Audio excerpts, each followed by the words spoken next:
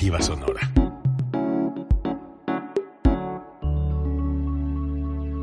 Código Libre.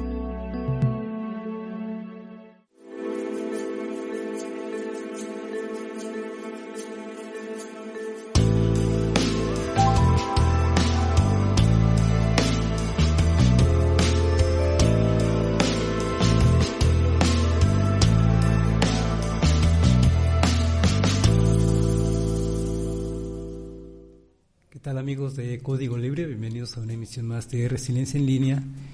Hoy me acompaña Brenda Urbano. ¿Qué tal? Siempre me da un gusto recibirte. Gracias, Carlos, por la invitación, y a mí pues me da mucho gusto estar aquí en Código Libre y en Resiliencia en Línea. No eres una invitada, eres una colaboradora frecuente para hablar de temas ambientales y de temas de la ciudad.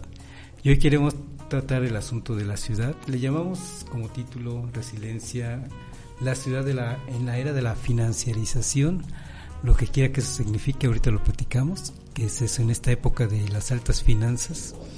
Pero en general queremos hablar contigo de la ciudad en general, y también un poquito a propósito, no es que vayamos a abordar el asunto del movimiento de las mujeres, ni ahondar en el asunto de esta conmemoración del 8 de marzo, pero a propósito vi un programa en donde proponían o hacían una propuesta de ciudades sustentadas en la equidad de género, o con perspectiva de género más exactamente. Y suena padre, pero a la hora de implementar una ciudad así, ¿cómo podemos hacerle? También hemos escuchado de ciudades incluyentes. En lo personal me inclino más por esa parte de incluyentes, porque incluye todas las perspectivas, digamos, para niños, para minusválidos, para ciudades incluyentes, digamos, de todo tipo de extracto social y de todo tipo de movilidad urbana. Y bueno, ciudades resilientes también se ha hablado de ello, sustentables, y se habla un montón de opciones. Y lo que suena padre, pero no veo cómo se puede ir implementando, es una ciudad con perspectiva de género. Pero bueno, queremos platicar contigo precisamente sobre cómo vemos a la ciudad, cómo vemos a las perspectivas de la actual ciudad o de las actuales ciudades mexicanas, particularmente, si tienen algún tipo de futuro o si están condenadas al caos. Me parece que uno de los primeros principios como punto de partida en un análisis urbano es entender, no aceptar, entender que la sobreconcentración urbana es natural en las ciudades. Las ciudades crecen de manera concentrada y crecen de manera desordenada, así es también su naturaleza, digamos. Entonces, ¿están condenadas o no? Son cosas que me gustaría reflexionar contigo.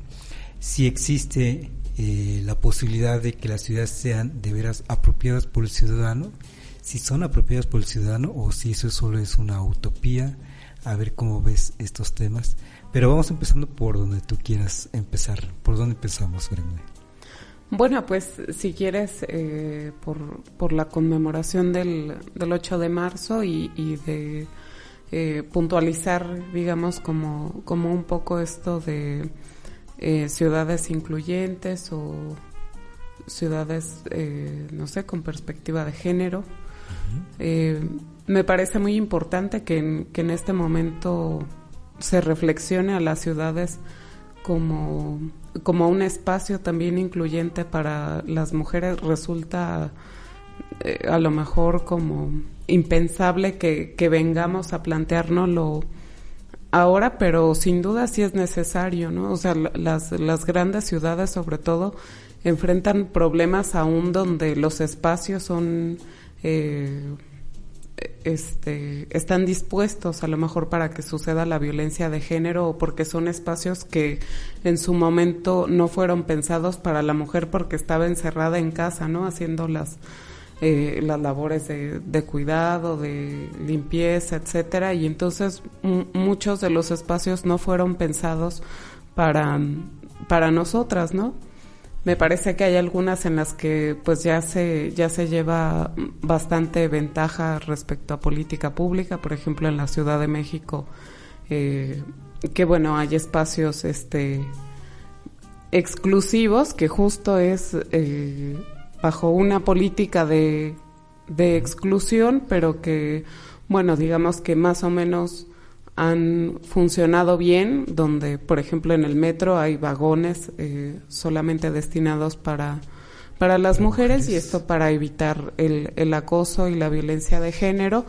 Pero bueno, sin duda creo que es como un reto sobre el que hay que avanzar desde diferentes instituciones, desde los actores, o sea, desde quien habitamos también las ciudades, porque también no sirve tanto a lo mejor implementar una política pública o a lo mejor varios planes de acción en diferentes áreas, tanto en funcionamiento, infraestructura urbana, si de pronto los ciudadanos o las ciudadanas no nos los apropiamos o no respetamos incluso, digamos, como que la introducción de esas propuestas. Entonces, bueno, pues creo que viene bien planteárnoslo, y no solo también para las mujeres, sino para otros segmentos de la población que sin duda lo requieren, los adultos mayores, los niños, todos, ¿no? La ciudad la habitamos todas y todos, y bueno, pensarlo es una gran ventaja, ponerlo en acción también, y nosotras como ciudadanas también apropiarnos de esos espacios, ¿no? Comenzar a impulsar iniciativas, a participar. Fíjate que pensando en ciudad incluyente o ciudad sustentable o ciudad que, me gusta mucho el concepto de ciudad incluyente. Pongamos de otra manera, a la hora de que nos invitan a un foro de análisis FODA para detectar oportunidades, fortalezas, amenazas, nos preguntan en primer lugar cuáles son los principales problemas que detectamos, e incluso son muy gráficos actualmente en esos talleres, y hasta pueden poner sobre el pizarrón o sobre algún mural, e incluso ahí pegado con post-it, cuál es el principal problema, el tronco central de ese problema o la raíz de ese problema, ¿no? Si también se quiere manejar así como árbol de problemas. Y nos damos cuenta de que de repente cuando hablan de problemas ya en particular, pues uno es precisamente que no hay inclusión, el problema de la violencia o el problema de la seguridad pública o el problema del empleo, pero a fin de cuentas todo esto lo podemos abarcar si tenemos como modelo una ciudad que incluya a toda una sociedad que pueda ser incluso capaz de movilizarse para una manifestación, por ejemplo, no solo como un 8 de marzo, sino para cualquier otra manifestación, un 2 de octubre, o ahora que se conmemora desde el 2014 el asesinato de los 46 estudiantes o 45 desaparecidos, no 43, perdón, se me va de repente el número 43 del movimiento que se habla de los 43 de Ayotzinapa, que ya también se conmemora año con año. Bueno, cualquier manifestación incluso tiene el derecho de manifestarse de manera libre, segura, que puedan hacerlo y que no sean reprimidos, por ejemplo. Eso también habla de una ciudad incluyente, y esto me parece que va para todo. Y como lo estás manejando, eso requiere una política pública, y en esa política pública también hay pues un marco legislativo que así lo permite, que incluso ordena a la autoridad que, por ejemplo, canalice vagones del metro para exclusivos para mujeres, que de repente tampoco sea una burla de que ponemos una señalética simple y burda para decir aquí van las mujeres y ya, sino que realmente se haga valer, porque si no hay una penalización de por medio. Ya si hay un marco legislativo de por medio que nos hace valer esto. Otro que se me ocurre es el acoso vía sexting, que le llaman, o estar difundiendo, esto que tiene que ver con la ley Olimpia, en donde los hombres, muchos de los hombres que envían fotos o videos íntimos de sus parejas con las que han estado, con las que estuvieron, sin la autorización de la mujer, eso ya también está reglamentado por ley, que no se permite. Entonces sí, hace falta una política pública, y esa política pública incluye también un marco normativo, y a todo esto me parece que sí. Entonces, si hablamos de todo un conjunto de políticas públicas, podemos tener entonces una ciudad incluyente, y dígasele como le queramos decir, ciudad sustentable o ciudad con perspectiva de género, porque ahí en esas leyes justamente y en esas políticas públicas podemos tener esos rasgos que hagan una ciudad incluyente. Sí, por lo menos el propósito, ¿no? Y justamente un marco legal ayuda a hacer operativas y accionar todas estas iniciativas. Uh-huh. Y un poco esto fue a manera de lo que nos inspira, digamos, el 8 de marzo. Pero bueno, si quieres retomamos el asunto de la ciudad, pensando en que incluso la ciudad tiene que ser incluso un escenario en donde haya manifestaciones públicas, incluso para protestar, y que haya esas garantías de que se puede protestar, porque es un derecho de todos los mexicanos. Pero bueno, retomemos el asunto de la ciudad, cómo es que se viven. Justo antes del programa estábamos platicando, y si dije una señalética que puede sonar a burla, es porque también pensamos en una ciudad con movilidad para ciclistas, y resulta que hemos visto ejemplos en ciudades donde tú me contarás tu ejemplo que viste. Yo vi en Morelia una ciclovía trazada con una línea verde sobre la banqueta y entonces le estás quitando espacio al peatón, y en realidad eso no es un equipamiento urbano propicio para el ciclista. Es algo que después se va a borrar la línea y la gente lo va a olvidar, y el ciclista va a seguir en sus peripecias para andar por la ciudad. Sí, tanto el ciclista como el transeúnte, ¿no? Y genera, bueno, este tipo de, pues de infraestructura, digamos, improvisada, porque me parece que es improvisada porque no es propiamente una infraestructura para ni uno ni para otro, pues genera finalmente confusión y en el peor de los casos accidentes, porque donde los dos pretendan transitar por esa misma vía al mismo tiempo y no tengan cuidado, etcétera, bueno, pues he sabido de varios casos donde ha habido repetidos accidentes justamente por una falta de planeación adecuada, que incluso, o sea, como bien dices, la señalética es muy importante, pero solo es un elemento de este tipo de pues de iniciativas que se pueden implementar en la ciudad para transitarla y para moverte dentro de ella en otras alternativas, ¿no? Que no sea el automóvil o el transporte público. Uh-huh, sí. Y Brenda, ¿qué otro arista ves en este asunto de la ciudad? ¿Cómo podemos entender la ciudad? No sé si teóricamente o conceptualmente, o en términos empíricos para quienes vivimos la ciudad, y eso lo hacemos todos los días. Bueno, decías también, por ejemplo, de ciudades sustentables, que también es digamos como un adjetivo que está muy de moda, sobre el cual muchas ciudades ya están, digamos, como que con objetivos concretos a transitar sobre eso, bueno, pues con fines de cuidado del medio ambiente, pero sobre todo de garantizar la infraestructura urbano-ambiental necesaria para sus habitantes, ¿no? Por ejemplo, el acceso al agua, el acceso a la tierra, el acceso a alimentos, el acceso a aire respirable, ahora también la cuestión de digamos como de la seguridad en cuanto a la salud también se convierte en un tema estratégico y todo esto también tiene que ver con el medio ambiente. Considero que ese también es otro de los temas delicados, porque bueno, pues es complicado para comenzar gestionar, digamos, como un recurso que es limitado y sobre el cual están muchos intereses encima, ¿no? Tanto de industrias, o sea, para todo el uso que tiene, por ejemplo, el agua, pues me parece que hay que enfrentar varias problemáticas e irlas definiendo. Ahora en los últimos años también, por ejemplo, estamos viendo un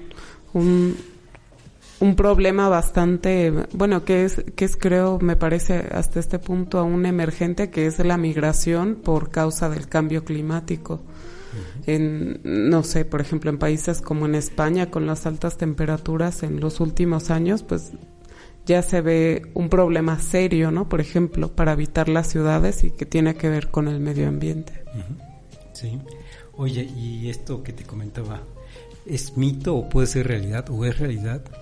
¿Qué es lo que se hace que se formen las ciudades? ¿Es el capital privado?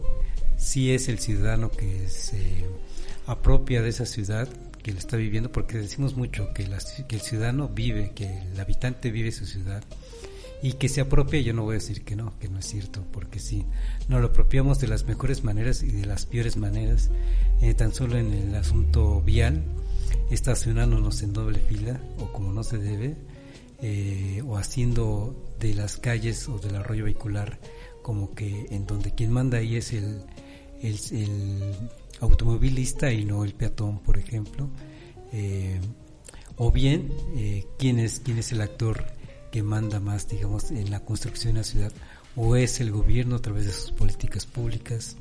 ¿Cómo lo ves tú? Yo lo veo, bueno, como con esta descripción que das, yo lo veo como la imposición mezclada, digamos, a lo mejor como un collage de los diferentes poderes que tenemos en diferentes escalas, ¿no?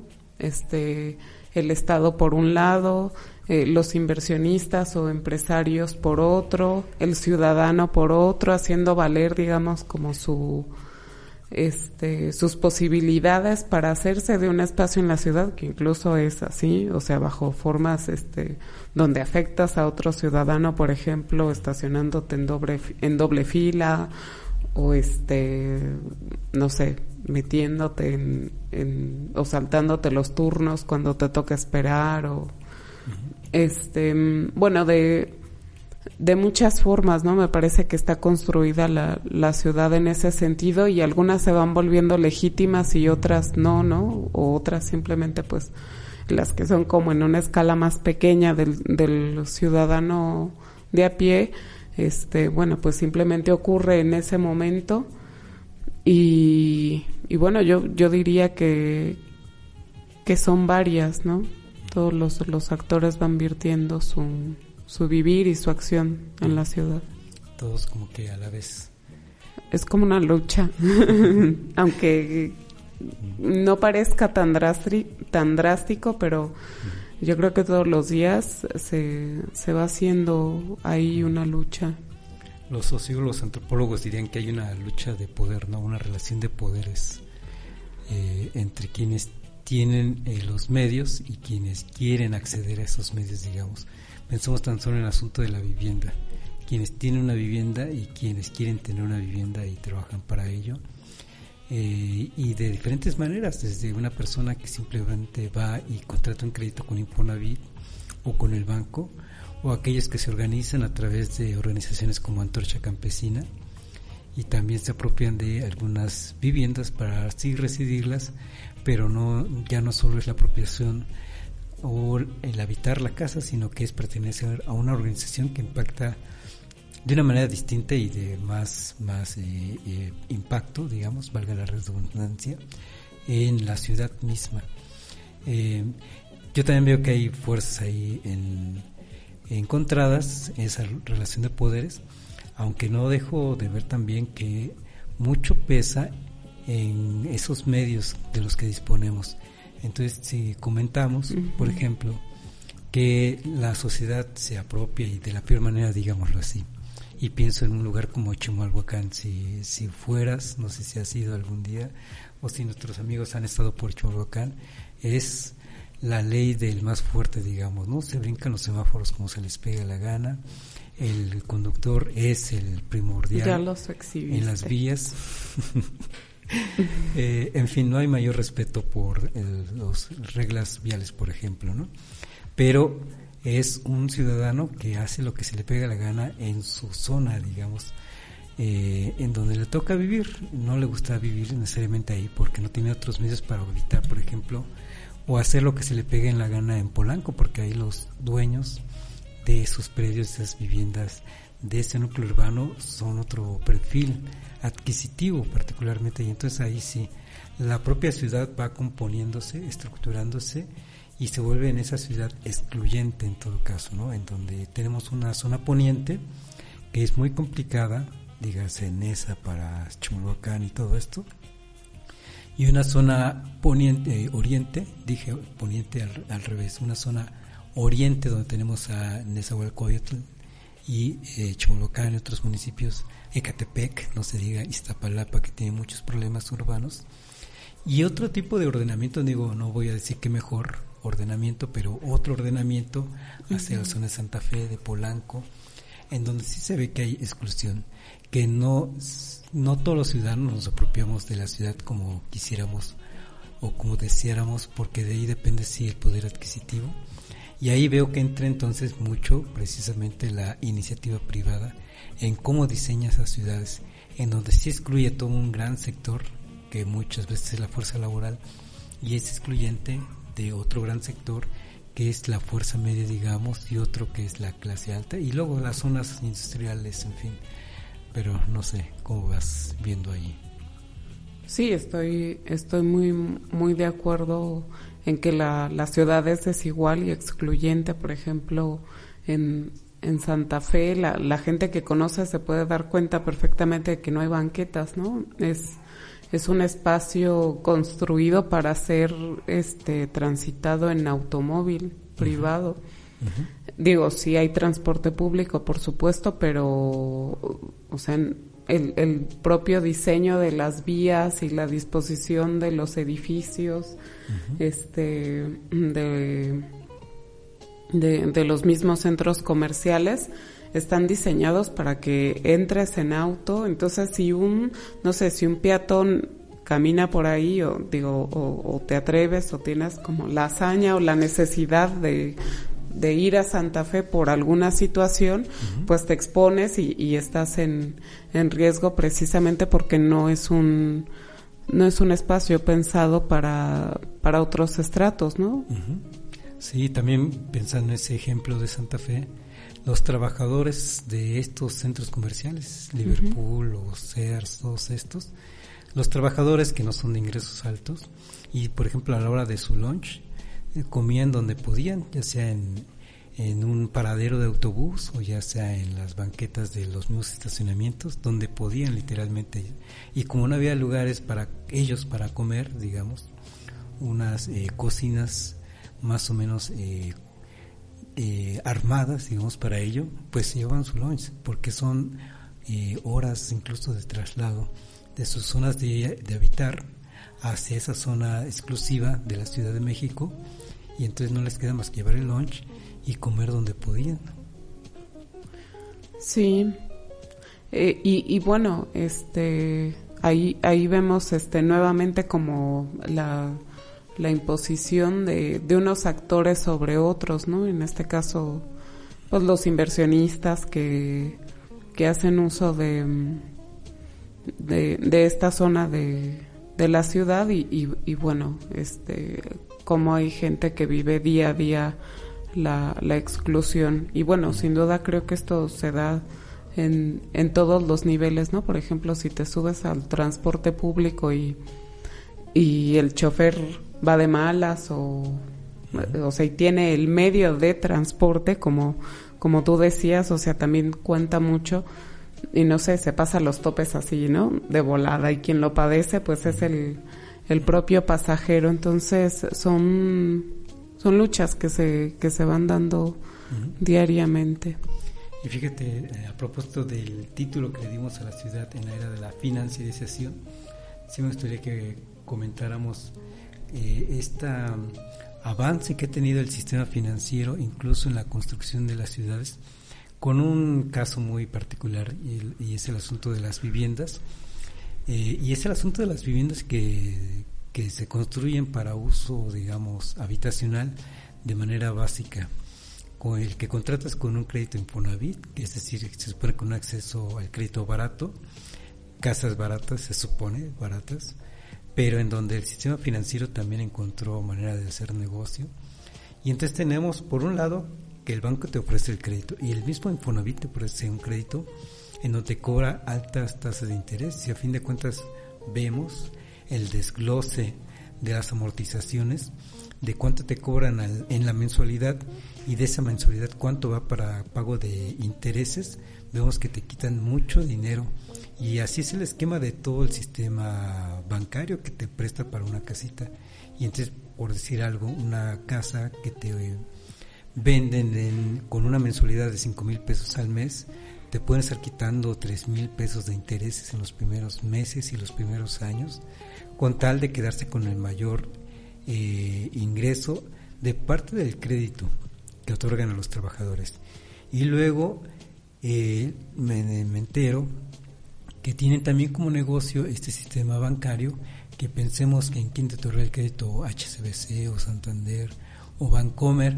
Bueno, como institución financiera pueden colocar, toman tu crédito que tienes, que compraste una casa y tienes con ellos ya un crédito, ven entonces a ese crédito como parte de su capital de inversión, y entonces con ese crédito más otros créditos que tienen con otros trabajadores que compraron una casa, ya tienen una bolsa de capital o una bolsa de créditos o una cartera de créditos, dirían ellos. Van a la bolsa de valores y venden bonos, y entonces dicen: yo tengo tantos créditos colocados en el mercado que respaldan este bono, y quién quiere comprar mis bonos aquí en la bolsa de valores. Y desde luego hay quien compra esos bonos, y entonces está ganando como que partida doble, digamos, con una casita que compra un trabajador.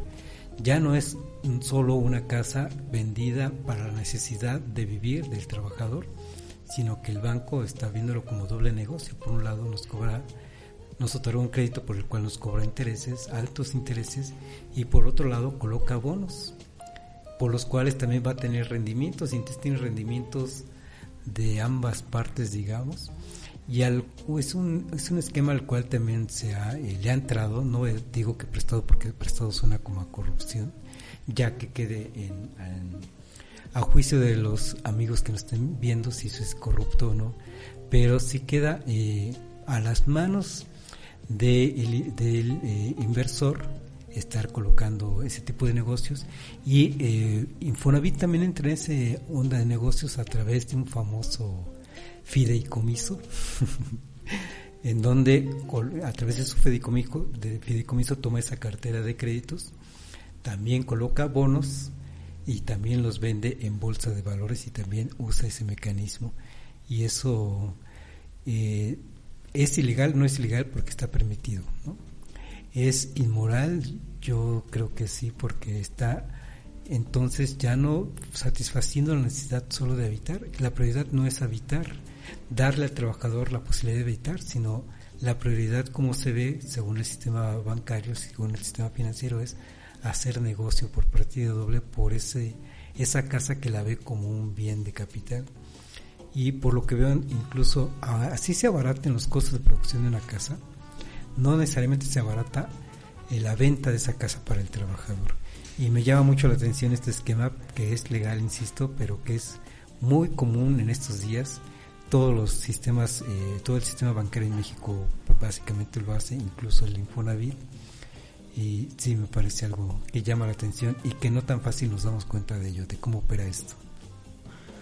Sí, por supuesto, y justamente por eso resulta difícil en este momento o en esta época hacerse de una casa, ¿no? No sé, generaciones atrás la política de vivienda era muy distinta. Digamos que estos apoyos eran otros, o sea, no había tal especulación sobre una vivienda, o la manera de hacerte de una era distinta, ¿no? Entonces ahora con este mecanismo que tú comentas, pues no solo digamos como que se hace presión sobre la necesidad del trabajador de adquirir una casa, sino que también las condiciones en las que se provee la casa son en muchas ocasiones muy precarias, porque las constructoras utilizan materiales de muy mala calidad, construyen sobre zonas de riesgo, hacen a la fuerza fraccionamientos o conjuntos habitacionales donde hay riesgos de derrumbes o donde no hay incluso la infraestructura urbana. Y bueno, es una manera también de presionar, por supuesto, a los gobiernos municipales que tienen que proveer también de estos servicios, pero que se convierta también en un negocio redondo donde incluso también hay como ciertas colisiones o son los mismos, ¿no? Dueños de las constructoras. Y bueno, se vuelve también una manera de justificar a veces incluso inversión pública que a veces no era necesaria o sí. Bueno, yo lo veo, por ejemplo, en el caso de la ciudad donde habitamos, donde va creciendo de manera muy parcial, o de manera, digamos, dispersa, y donde no siempre se tienen como las posibilidades de habitar, ¿no? Y el trabajador está en una situación bastante ahorcada económicamente, justamente porque son muy altos estos intereses por pagar y porque se llevan años, ¿no? Los planes de financiamiento son de 20, 30 años, entonces toda la vida estás condenado a pagar por una casa que se empieza a deteriorar también, justamente porque en muchas de las ocasiones los materiales son de muy mala calidad. Y que corremos el riesgo que incluso en dado momento no podemos continuar con el pago y podemos perder la casa e incluso no recibir como retribución algo de lo que se ha pagado hace 100 años del pago del crédito.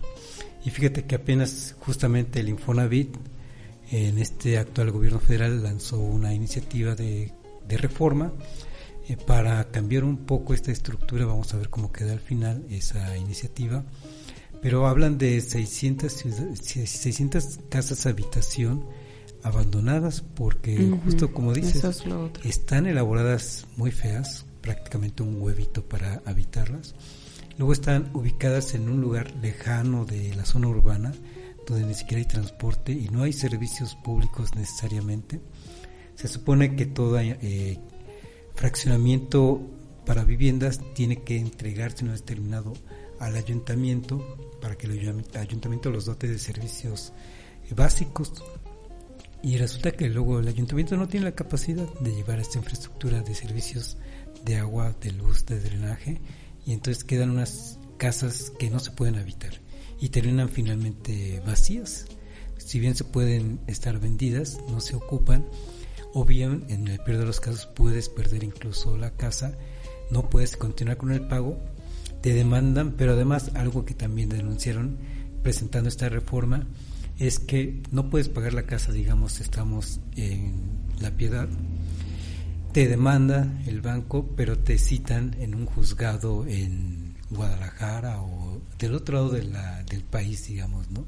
Para hacerte la vida más difícil, para que no puedas defenderte. Vamos, como hacer un viaje de una ciudad a otra para defenderte en ese caso, pues no, terminas diciendo, ¿saben qué? Ya, quédense con la casa, no puedo. Y volvemos al asunto de que no pierde el banco porque lo ve como un capital que, bueno, no me pagó, hasta ahí llegó, no regreso su dinero, la vendo, la vuelvo a colocar ese crédito y el negocio como sistema bancario continúa. Me parece que eso, en ese sentido, sí, por eso insisto que es inmoral, que debería de cambiar. No nos gusta hablar en un sistema, en un ambiente neoliberal, de estatizar, de volver al control de parte del Estado, pero la verdad es que se requiere control, limpieza de parte de ese Estado. Si no, el Estado también se vuelve una burla. Sí, por supuesto, y se vuelve también partícipe de este tipo de mecanismos, ¿no? Porque, como bien lo dices, bueno, el Infonavit también forma parte de eso y está generando también un capital a partir de eso, pero en detrimento de las condiciones de vida de quien debe de servir, ¿no? De los empleados, de sus habitantes.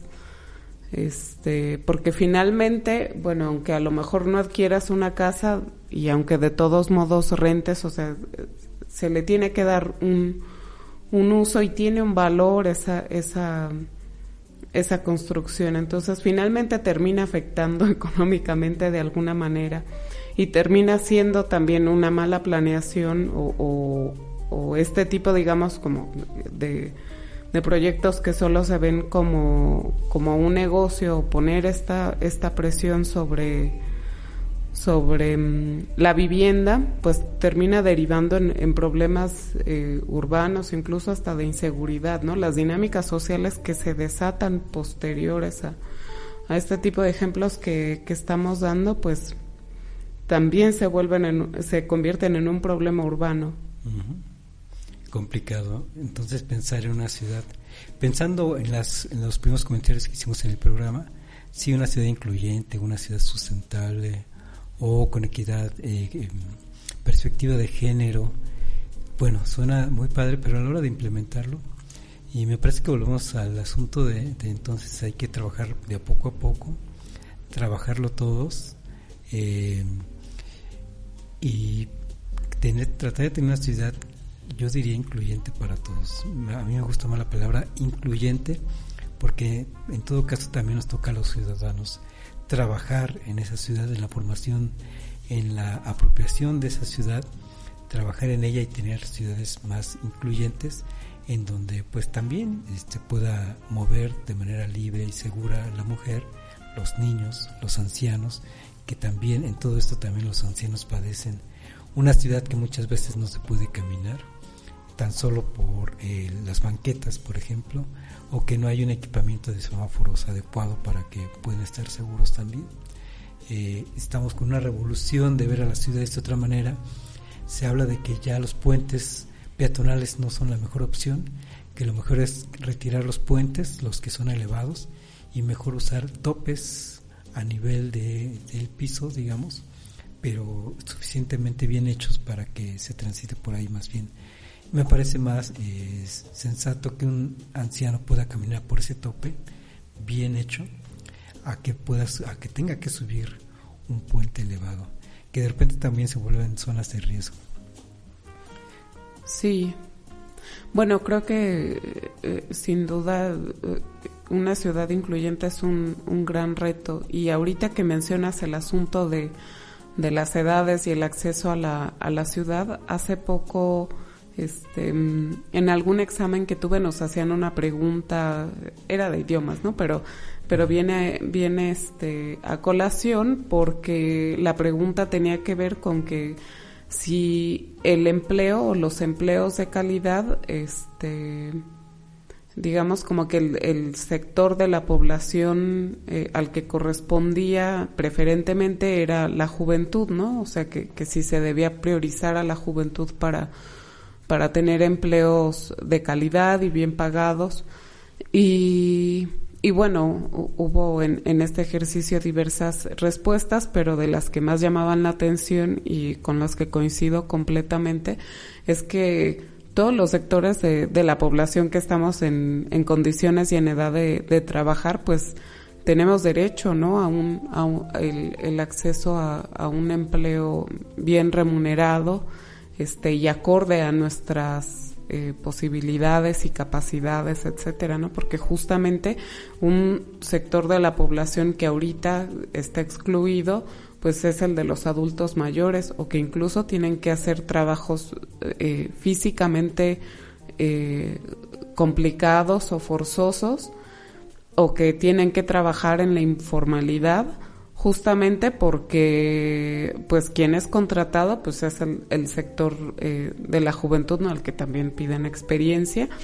pero que no pases de los 35 años, entonces si no tienes experiencia a los 18, pues, ya no, entonces son como justamente reglas que se vuelven muy estrictas, con salarios muy mal pagados, pero que no es limitante solamente de los jóvenes, me parece. Entonces, el asunto también de los empleos creo que viene a formar parte de una ciudad incluyente.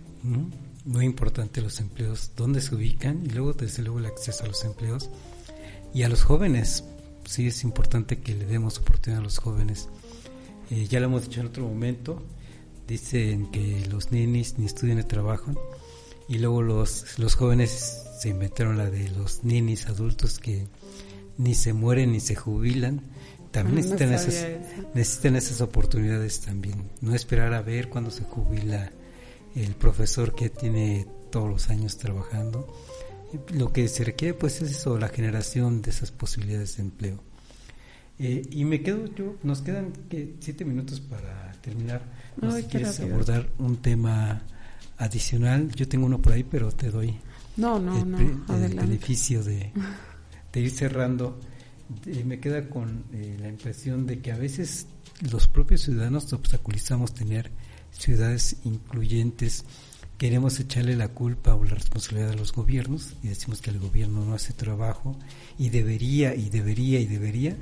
Y cuando de repente surge una iniciativa desde la sociedad, a veces la misma sociedad se encarga de obstaculizarlo, de no interesarse, de decir que sí, que suena muy padre. Ahora que estamos con las redes sociales, aplaudimos mucho en redes sociales con una idea que suena bonita, pero ¿quién la va a hacer? Y es cuando nos volteamos para otro lado. Sí, exactamente. Hace falta un compromiso continuo de los ciudadanos, ¿no? O a veces velamos como por los intereses propios y son momentáneos. Digamos que es difícil, como articular una organización que vele por los intereses, como de la ciudad, que veamos a la ciudad como esa escala que contiene muchos aspectos de nuestra vida, de nuestras relaciones, de nuestras condiciones de existencia, porque, pues son pasajeras, ¿no? Enfrentamos un problema y, ya lo resolvimos. Pues sí, nos escuchó el gobierno o no, o terminamos resolviéndolo nosotros, pero hasta ahí, ¿no? Se disuelve, el interés y la relación que nos une para estar organizados frente a cierta causa o cierta forma de habitar la ciudad. E incluso, pues también muchas veces pues hay apatía por parte a veces de los gobiernos y apatía por parte de los propios ciudadanos, incluso hasta cierta incredulidad o desconfianza que pues termina resultando como en, pues ahí como con que yo vea que trabajan o como que hacen algo, o incluso pues desinteresarme, ¿no? Y volvemos aquí mismo en el asunto de la ciudadanía, del problema de que podemos estar planeando desde la propia ciudadanía alguna estrategia para una mejor ciudad, una ciudad incluyente, pero a la hora de implementar, siempre va a ser el problema de implementar, ya sea por falta de recursos económicos, por falta de voluntad política, por falta también de interés social, también lo quiero resaltar, pero a veces nos quedamos en esa parte de ejecutar, es la parte que nos está faltando, y hay que romper, así como se dice que hay que romper, como dicen, el techo de cristal, así también hay que romper esa parte de ya hicimos toda la planeación y como se ve muy difícil, mejor ya nos olvidamos y decimos, no, pues es que no hubo apoyo, no hubo interés, no hubo, como dicen, interés político, no hubo sensibilidad política para desarrollarlo. Y pues la verdad es que es difícil, las iniciativas no son sencillas. Lo que peor podemos hacer es abandonar la iniciativa, más bien tener esa iniciativa, gestionarla, tener todos los planes, digamos, ahí a la mano y avanzarle. Si de repente se atora alguna iniciativa, darle por otra iniciativa, y si se atora esa, también darle por otra, y poco a poco se va destrabando y a la larga vamos viendo que se puede lograr. Pensar que esas iniciativas a veces son de largo plazo, mediano plazo, largo plazo. Es muy difícil que a corto plazo veamos resultados. Y en ese sentido invitar a todos los amigos que puedan estar pensando en una iniciativa, primero decirles que no es fácil, que van a encontrar muchas dificultades y podemos tener un plan y a la hora de implementarlo ahí pueden ser ya las dificultades técnicas, se dice en el medio de la planeación, y me parece que es cierto, que la solución de un problema puede generar otros más, pero tenemos que intentarlo y ya estaremos resolviendo esos otros problemas que generemos, pero tenemos que ir resolviendo esos problemas, y eso no se va a resolver con apatía o solo viendo a ver quién lo hace y poner caritas felices de qué bueno que lo hicieron. Así se debe de hacer, cuenta conmigo, y no, hay que participar. Participación social es acción, es la disposición social en acción, puesta en acción. Se dice que la administración pública es la política en acción. También me parece que pensar en ese sentido de que es un político, digamos, que actúa. Bueno, también la participación social es acción, es el actor social en acción. Por supuesto, estoy totalmente de acuerdo. Y bueno, sí, o sea, el pensar esto, ¿no? Que la solución de un problema trae otros nuevos, sí, por supuesto, porque las ciudades continúan o sea, son espacios en construcción, digamos, a lo mejor no con nueva infraestructura o con una expansión, pero sí en un sentido social. Y esos problemas tienen que irse resolviendo sobre la marcha, y para eso se necesita, como bien dices, la visión a corto, mediano y largo plazo, y en seguimiento, por supuesto. Sí. Brenda, nos queda un minuto para terminar. ¿Alguna reflexión, comentario final que nos quieras compartir? Pues diría yo que agradecerte y que, bueno, es un tema que da para mucho más, ¿no? Pues yo también te agradezco mucho, Brenda, por haber acompañado este programa, como siempre, con la mejor disposición. Siempre me da mucho gusto recibirte como colaboradora y como amiga, ver que estás bien en esta emergencia sanitaria, que todavía nos cuidamos, nos tenemos que cuidar. A pesar de que ya está la campaña de vacunación, todavía están muriendo seres queridos en nuestro alrededor. Vivimos a propósito de una ciudad que es una vivencia colectiva, vivimos un duelo colectivo. Y bueno, voy a cerrar también con un mensaje que me parece deberíamos hacer en lo colectivo, y pensar en lo colectivo es pensar también en nuestras instituciones. Tú estás en el Colegio de México, yo estoy en el Colegio de Michoacán, y así cada institución, los órganos de gobierno, la misma ciudad, digamos, debe de vivir ese duelo. Y me parece que cada institución, pensamos en el Colegio de México, donde seguramente hay personas muy queridas que han muerto, familiares de esos colaboradores, de esos compañeros de trabajo que han muerto, pensar en que estamos viviendo ese duelo colectivo y pensar en una manera de sanar esto. Y una manera de sanarlo es reconocer que nos va a hacer falta en adelante esa persona que murió. Y una de las maneras que se han dado en el nivel federal, lo he visto en Estados Unidos, he visto conmemoraciones incluso en México, reconocimientos, duelos nacionales por 3 días, en fin, pero hace falta también un monumento, digamos, ¿cómo le llaman actualmente? Ahorita recuerdo la palabra, pero un monumento en homenaje a esas personas que se fueron antes de tiempo. Hemos comentado en otro programa cómo es que hay otras enfermedades que también se llevan año con año a cientos de miles de personas, pero en este caso, en un año ya perdimos muchas personas que todavía no les tocaba, que si bien tenían un padecimiento, como podría ser diabetes avanzada o problemas de hígado avanzado, todavía no les tocaba, todavía pudieron haber vivido años más, y que en estos momentos ya le faltan a sus familias, que están dejando a pequeñitos de escasos años de nacidos, que les va a hacer falta a su mamá, a su papá o alguna persona querida.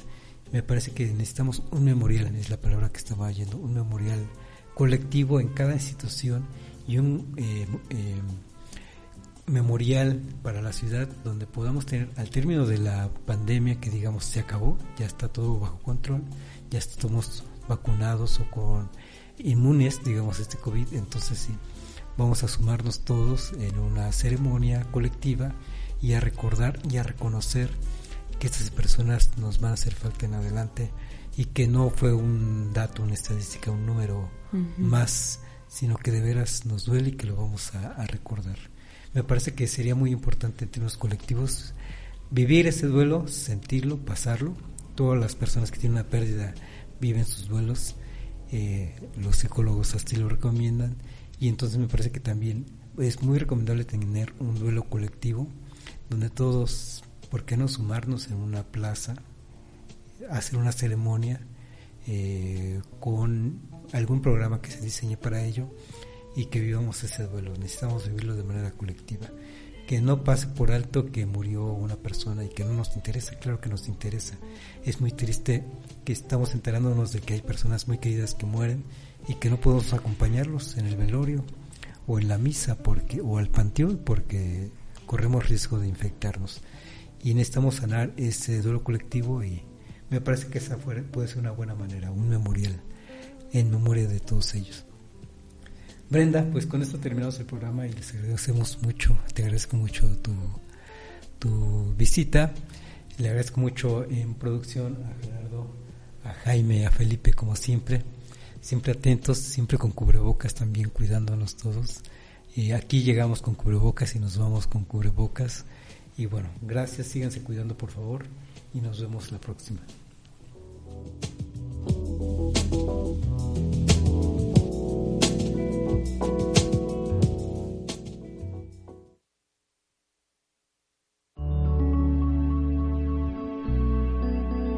Código Libre.